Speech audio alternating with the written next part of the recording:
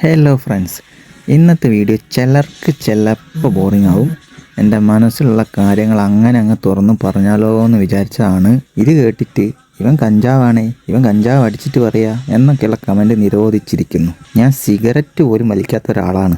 ലാലേട്ടൻ പറഞ്ഞ ഡയലോഗ് വേറെ രീതിയിലൊന്ന് മാറ്റി പറയാം. എന്നെ അറിയുന്നവർക്ക് എൻ്റെ ശീലങ്ങളും അറിയാം. അപ്പോൾ തുടങ്ങാം അല്ലേ? സത്യം പറഞ്ഞാൽ എനിക്ക് ഈവനിങ് ടൈമാണ് നമ്മളെ നാട് കുറേ അങ്ങ് മിസ് ചെയ്യുക.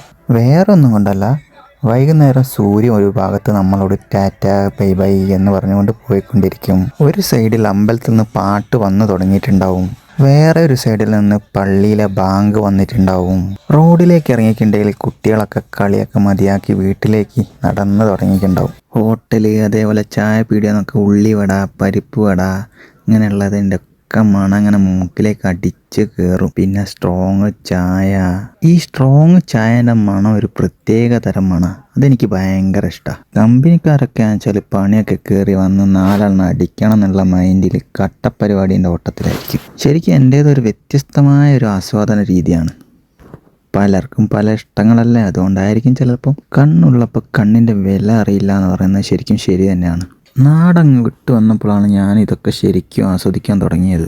നമ്മൾ ആർമിക്കാർ, അതേപോലെ പ്രവാസികൾ, രണ്ടു കൂട്ടരും ഏറെക്കുറെ ഒരു നാണയത്തിൻ്റെ രണ്ട് വശങ്ങൾ തന്നെയാണ്. 18 വയസ്സാകാൻ കാത്തു നിൽക്കുന്നു, വിസ എടുക്കുന്നു, പാസ്പോർട്ട് എടുക്കുന്നു, നേരെ വിദേശത്തേക്ക് പോകുന്നു.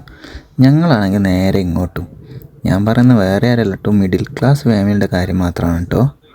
പിന്നെ ഒരു 10-15 കൊല്ലത്തേക്ക് ഒരു പ്രോഗ്രാമും ചിന്തിക്കേണ്ട കാര്യമില്ല.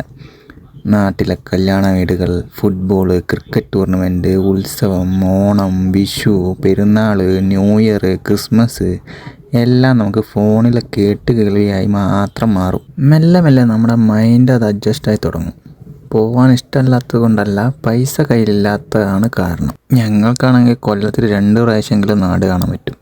പ്രവാസികളുടെ കാര്യമാണെങ്കിൽ 2 കൊല്ലം 3 കൊല്ലത്തേക്ക് നാടും വീടും ഒന്നും ചിന്തിക്കേണ്ട കാര്യം തന്നെ ഇല്ല. ഞാൻ എടുത്തു പറയാം, ഇത് സാധാരണക്കാരൻ്റെ കാര്യമാണ് ഞാൻ പറയുന്നത്. നല്ല കമ്പനിയിലോ അല്ലെ സ്വന്തമായിട്ട് ബിസിനസ്സോ ഉള്ളവരുടെ കാര്യമല്ല ഞാൻ പറയുന്നത്. അവർക്കാണെങ്കിൽ മാസത്തിൽ തന്നെ 2 പ്രാവശ്യവും 3 പ്രാവശ്യമൊക്കെ വരാം. ഇതേപോലെ തന്നെ കുറേ കാര്യമുണ്ട് മനസ്സിൽ പുറത്തേക്ക് ചാടാൻ കാത്തു നിൽക്കുന്നത്. ഇപ്പോൾ പറഞ്ഞതിന് തന്നെ ഏറെ കയറുമോ നോക്കിയിട്ട് അതുകൂടി പറയാം. അപ്പോൾ ടാറ്റ ബൈ ബൈ.